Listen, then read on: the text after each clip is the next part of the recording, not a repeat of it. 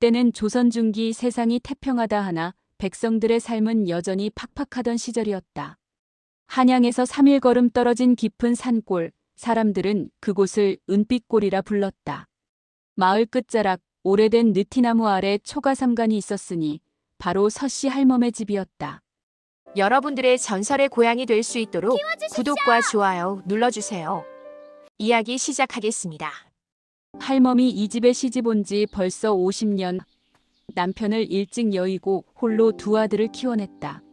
마을 사람들은 할멈을 보며 혀를 찼다. 저 집은 살림이 어찌 그리도 넉넉한지 모르겠네.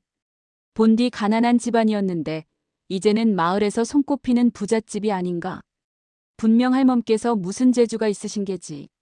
하지만 아무도 할멈의 진짜 비결을 알지 못했다. 할멈은 재물을 모으는데 귀신 같았던 것이 아니라 사람의 마음을 헤아리는데 신묘한 재주가 있었다. 어느 해 겨울 마을에 큰 흉년이 들었다. 양식이 떨어져 굶어 죽는 사람이 속출했다. 그때 할멈은 자신의 곳간을 열어 마을 사람들에게 곡식을 나눠주었다. 할멈, 이러시다가 댁도 굶게 되십니다. 걱정 마시게. 나눔은 잃는 것이 아니라 심는 것이네. 과연 이듬해 봄 할멈이 나눠준 곡식의 10배를 마을 사람들이 품앗이로 갚아주었다. 그때부터 할멈의 집은 더욱 번성했고 마을 사람들의 신망도 두터워졌다. 세월이 흘러 두 아들이 장성하여 장가를 들 나이가 되었다. 큰아들 서진수는 건장하고 성실했으며 작은아들 서진복은 영리하고 재치가 있었다. 할멈은 두 아들을 보며 생각했다. 이제 며느리를 들여야 할 때로구나.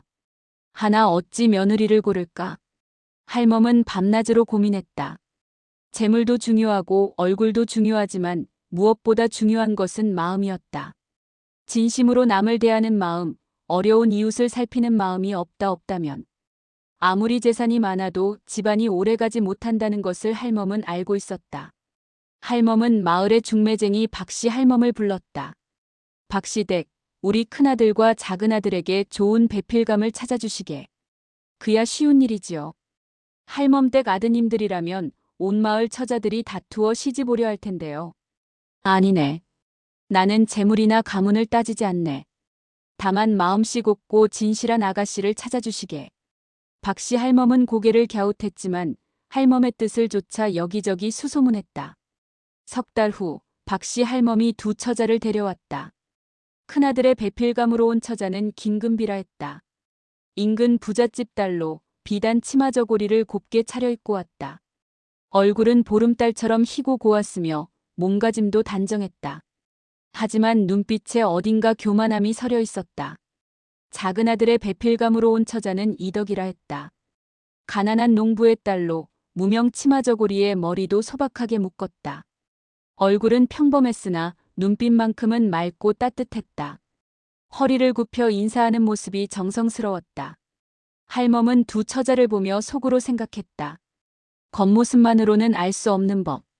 진짜 마음은 살아가는 모습에서 드러나는 것이니. 혼례를 치르고 두 며느리가 집에 들어왔다. 큰 며느리 금비는 살림을 맡자마자 집안 구석구석을 둘러보며 말했다. 어머님, 이 집은 어찌 이리 낡고 좁습니까? 제 친정집은 사랑채도 있고 안채도 넓은데요. 할멈은 웃으며 대꾸했다. 집이 넓으면 마음도 넓어지는 것이 아니란다. 작아도 정갈하면 그만이지. 금비는 시무룩했지만 겉으로는 순종하는 척했다. 반면 작은 며느리 덕이는 낡은 부엌을 보며 말했다. 어머님, 제가 이 부엌을 깨끗이 닦아놓겠습니다. 비록 낡았어도 정성을 들이면 새 것 못지 않을 것입니다. 할멈은 덕이의 손을 잡으며 흐뭇해했다. 한 달이 지나자 두 며느리의 성품이 더욱 뚜렷해졌다. 큰 며느리 금비는 바느질도 잘하고 요리도 곧잘했지만 마을 사람들을 대할 때면 코를 찡긋했다. 이런 시골 사람들이라니. 친정에서는 양반집 사람들만 상대했는데 또한 시어머니가 마을 사람들에게 곡식을 나눠주려 하면 말렸다. 어머님, 너무 퍼주시면 우리 살림이 줄어듭니다. 재물은 흐르는 물과 같아서 가두면 썩고 나누면 더 깨끗해진단다. 금비는 할멈의 말을 이해하지 못했다. 반면 작은 며느리 덕이는 아침 일찍 일어나 마을 우물가에 나가 물을 길어왔다. 그리고 혼자 물을 깃기 힘든 노인들의 물동이까지 채워주었다. 덕이야, 내가 왜 남의 집 물까지 길어주느냐? 어머님, 조금 더 일하는 것쯤이야 괜찮습니다. 할머님들께서 기뻐하시는 모습을 보면 제 마음도 따뜻해집니다. 할멈은 덕이를 보며 흐뭇하게 미소 지었다. 어느 날 저녁 할멈은 두 며느리를 불러 모았다. 내일부터 너희들에게 중요한 시험을 내리겠다. 시험이라니요, 어머님? 이 집안의 대를 이을 며느리를 가리는 시험이다. 두 며느리는 긴장했다. 특히 금비는 큰 며느리로서 당연히 자신이 선택될 것이라 생각했지만 할멈의 눈빛이 예사롭지 않았다. 할멈은 품에서 작은 보자기를 꺼냈다. 보자기를 풀자 황금빛으로 빛나는 작은 방울 2개가 나왔다. 이것은 우리 집안 대대로 내려오는 금빛 방울이다. 이 방울은 진실한 마음으로 남을 대할 때만 소리가 난다. 두 며느리는 신기한 듯 방울을 바라보았다. 이 방울을 목에 걸고 7일 동안 마을을 돌며 사람들을 도우라. 방울 소리가 많이 울린 사람이 이 집안의 진짜 며느리로 인정받을 것이다. 금비는 속으로 생각했다. 이게 무슨 시험인가?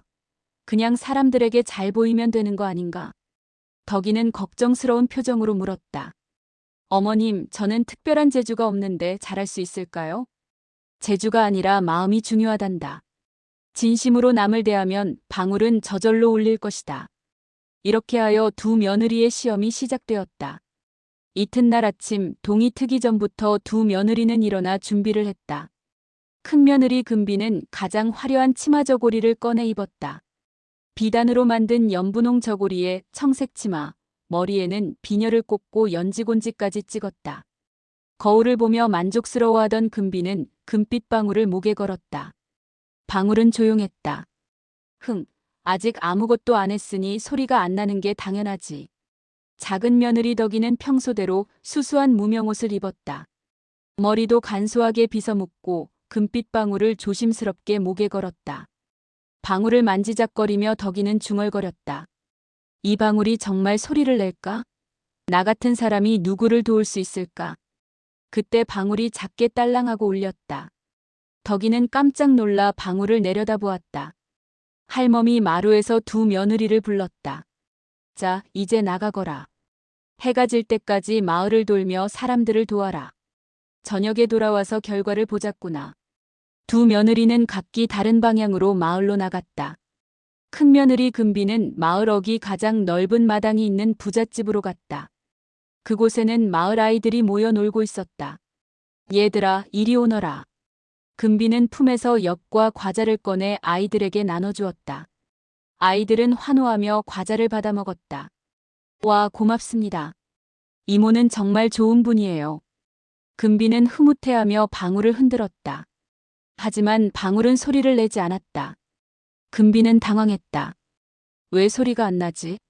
분명 아이들을 도왔는데? 금비는 더 많은 과자를 꺼내 나눠주었다. 그래도 방울은 조용했다. 금비는 짜증이 났다. 이 방울이 고장난 게 틀림없어. 그때 한 아이가 다가와 말했다. 이모, 우리 집 할머니가 편찮으신데 약을 구하러 가야 하는데 돈이 없어요. 금비는 손사래를 쳤다. 아이고, 그건 내가 어떻게 도와주니? 약은 약방에 가서 사야지. 아이는 실망한 표정으로 돌아갔다. 금비는 개의치 않고 다시 과자를 나눠주는데 열중했다. 한편 작은 며느리 덕이는 마을 뒷골목으로 갔다. 그곳에는 가난한 사람들이 모여 사는 초가집들이 있었다. 덕이는 한 집 앞을 지나가다 낑낑거리는 소리를 들었다. 문틈으로 들여다보니 노파 한 분이 무거운 물동이를 들려고 애쓰고 있었다. 할머니, 제가 도와드리겠습니다. 덕이는 얼른 들어가 물동이를 들어 부엌까지 날랐다. 노파는 감사하다며 덕이의 손을 잡았다. 고맙구나, 아가씨. 요즘 허리가 아파서 물 깃기가 여간 힘든 게 아니란다. 제가 앞으로 자주 들러서 도와드리겠습니다. 그 순간 덕이의 금빛 방울이 맑게 울렸다. 딸랑딸랑 하는 소리가 골목에 울려 퍼졌다. 덕이는 신기해하며 다음 집으로 갔다. 그 집에서는 젊은 아낙이 아픈 아이를 안고 울고 있었다. 무슨 일이세요? 아이가 열이 나서 약을 먹여야 하는데 끓일 물이 없어요. 아궁이 불도 꺼졌고요. 제가 불을 지펴드릴게요. 잠깐만 기다리세요. 덕이는 마당에 쌓인 나뭇가지를 주워 아궁이에 불을 지폈다. 그리고 물을 끓여 안악에게 건넸다. 이제 약을 다리세요. 아이가 곧 나을 거예요. 정말 고맙습니다. 방울이 다시 울렸다. 덕이는 하루 종일 마을을 돌며 도움이 필요한 사람들을 찾아다녔다. 해가 질 무렵 덕이는 지쳐서 집으로 돌아왔다. 옷은 땀과 먼지로 얼룩졌고 손은 거칠어졌지만 얼굴은 밝게 빛났다. 금빛 방울은 하루 종일 맑은 소리를 냈다. 금비는 덕이보다 먼저 돌아와 있었다. 옷은 깨끗했지만 표정은 시무룩했다. 방울은 단 한 번도 울리지 않았기 때문이다. 할멈이 두 며느리를 불러 물었다. 어떠했느냐? 금비는 우물쭈물하며 대답했다. 아이들에게 과자를 많이 나눠줬는데 방울이 고장난 것 같습니다. 덕이는 겸손하게 말했다. 저는 별것 아닌 일들을 했을 뿐인데 방울이 자꾸 울렸습니다. 할멈은 고개를 끄덕이며 말했다. 금비야, 방울이 고장난 게 아니란다. 진심이 담기지 않은 베풀문 방울을 울릴 수 없느니라. 겉으로 아무리 화려하게 베풀어도 마음이 따르지 않으면 소용없는 법이다. 금비는 얼굴이 붉어졌다. 덕이야, 너는 작은 일을 했지만 진심으로 남을 도왔구나. 방울은 그 진심을 알아본 것이다. 덕이는 쥐구멍에라도 들어가고 싶었다. 하지만 아직 엿새가 남았다. 내일도 계속하여라. 두 며느리는 각자 방으로 돌아갔다. 금비는 화가 났지만 지기 싫어서 다짐했다. 내일은 반드시 방울을 울려 보이겠어. 덕이는 걱정이 되었다. 내가 한 일이 정말 옳은 일이었을까? 내일은 무엇을 해야 할까? 하지만 두 사람의 마음가짐은 너무나 달랐다. 금비는 이기려는 마음이었고 덕이는 도우려는 마음이었다. 둘째 날 아침 금비는 일찍 일어나 작전을 짰다. 어제는 아이들에게만 과자를 줬지. 오늘은 어른들, 특히 힘든 사람들을 도와야겠어. 금비는 품에 돈주머니를 챙기고 마을로 나갔다. 가장 먼저 들른 곳은 마을 어귀의 주막이었다. 주모, 오늘 술값은 내가 내겠소. 마을 사람들 모두에게 술 한 잔씩 대접하시오. 주막 주모는 기뻐하며 마을 사람들에게 술을 따랐다. 사람들은 환호했다. 아니, 큰댁 며느리께서 이렇게 후하시다니. 역시 부잣집 딸은 다르구먼. 금비는 뿌듯해하며 방울을 만졌다. 하지만 방울은 여전히 조용했다. 금비는 짜증이 났다. 이게 대체 왜 안 울리는 거야? 그때 주막구석에서 술 취한 사내가 비틀거리며 다가왔다.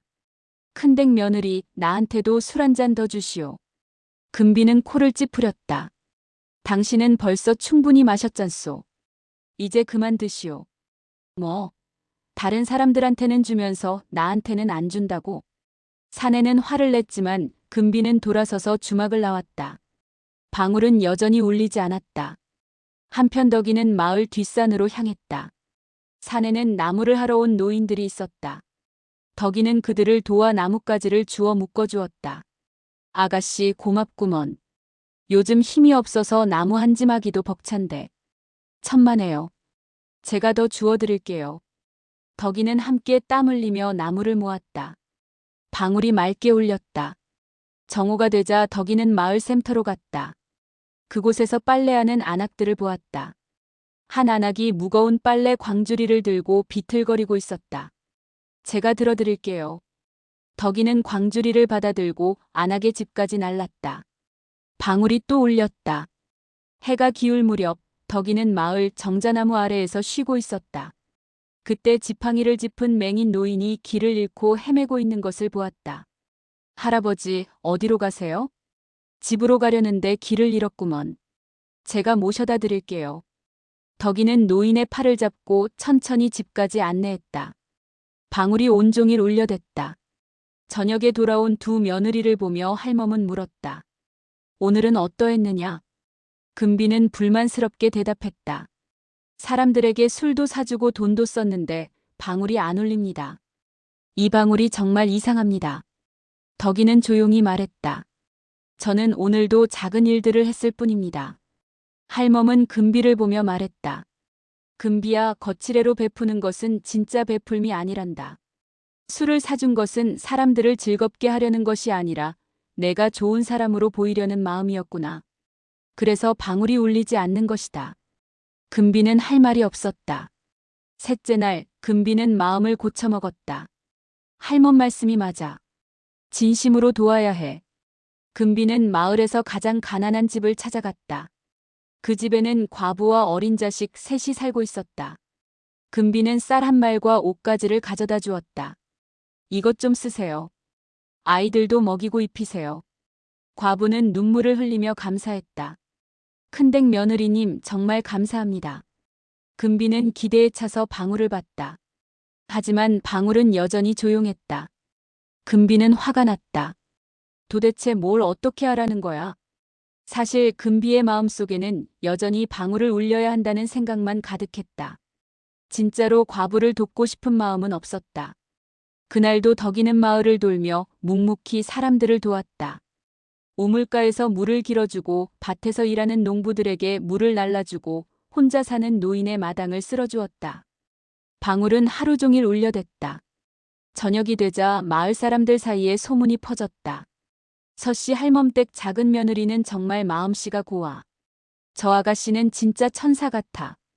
큰 며느리는 겉만 번지르르하고 속은 텅 빈 것 같더라고. 이 소문을 들은 금비는 분했지만 어쩔 수 없었다. 셋째 날 저녁 할멈은 두 며느리를 불러 말했다. 이제 반이 지났구나. 앞으로 나흘이 남았다. 금비야, 너는 아직도 깨닫지 못했느냐? 어머님, 저는 열심히 했습니다. 열심히 한 것과 진심으로 한 것은 다르단다. 내 마음속을 들여다보거라. 정말 남을 돕고 싶은 마음이 있느냐, 아니면 그냥 시험을 통과하려는 마음뿐이냐? 금비는 할 말이 없어 고개를 숙였다. 아직 기회는 있다. 마음을 비우고 진심으로 남을 대해보거라. 금비는 방으로 돌아가 밤새 고민했다. 하지만 여전히 깨닫지 못했다. 넷째 날 아침 하늘이 흐렸다. 먹구름이 산을 덮고 바람이 세차게 불었다. 할멈은 두 며느리를 불러 말했다. 오늘은 날씨가 좋지 않으니 조심하거라. 하지만 시험은 계속되어야 한다. 두 며느리는 각자 준비를 하고 마을로 나갔다. 금비는 비가 올까봐 걱정이 되어 우산을 챙겼다. 그리고 마을 사랑방으로 갔다. 비가 오면 사람들이 그곳에 모일 것이기 때문이다. 오늘은 많은 사람들 앞에서 선행을 베풀어야겠어. 과연 사랑방에는 비를 피해온 마을 사람들이 모여 있었다. 금비는 품에서 떡을 꺼내 나눠주었다. 여러분, 이 떡을 드세요. 사람들은 고맙다며 떡을 받았다. 하지만 금비의 방울은 여전히 울리지 않았다. 한편 덕이는 마을 뒷산 쪽으로 향했다. 나무를 하러 간 노인들이 비를 만나 고생할까봐 걱정이 되었기 때문이다. 산길을 오르던 덕이는 갑자기 빗방울을 느꼈다. 이내 소나기가 쏟아지기 시작했다. 덕이는 큰 나무 아래로 피신했다. 다른 사람들은 괜찮을까? 그때 저 멀리서 비명소리가 들렸다. 살려주세요. 덕이는 빗속을 뚫고 소리가 나는 곳으로 달려갔다. 산길 한복판에 나그네 한 사람이 쓰러져 있었다. 그리고 그 앞에는 커다란 멧돼지가 으르렁거리고 있었다. 나그네는 지팡이로 멧돼지를 막으려 했지만 지팡이가 부러져 버렸다. 멧돼지가 돌진하려는 순간이었다. 저리 가. 덕이는 큰 소리를 지르며 나뭇가지를 들고 멧돼지 앞을 막아섰다. 멧돼지는 잠시 멈칫했다. 덕이는 계속 소리를 지르며 나뭇가지를 흔들었다. 썩 물러가. 쉿. 멧돼지는 결국 방향을 틀어 숲속으로 사라졌다. 덕이는 안도의 한숨을 쉬고 나그네에게 다가갔다. 괜찮으세요?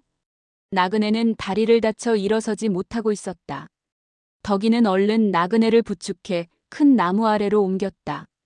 여기서 잠시 쉬세요. 제가 마을에 가서 사람들을 데려올게요. 고맙소, 아가씨. 아가씨가 아니었으면 큰일 날 뻔했소.